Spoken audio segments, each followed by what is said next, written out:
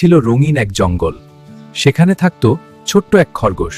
তার নাম ছিল টুনু। ছিল খুবই বুদ্ধিমান আর চঞ্চল। জঙ্গলের সবাই তাকে ভালোবাসতো, কারণ সে কখনো কারো ক্ষতি করত না। সকালে টুনু খাবার খুঁজতে বের হলো।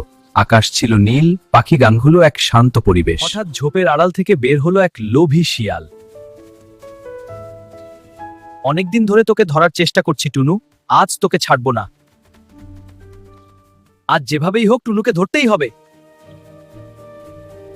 শিয়াল চুপি চুপি টুনুর পেছনে পেছনে হাঁটতে লাগলো।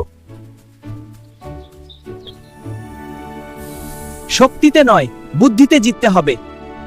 হঠাৎ সে একটা গভীর কুয়ার পাশে গিয়ে দাঁড়ালো।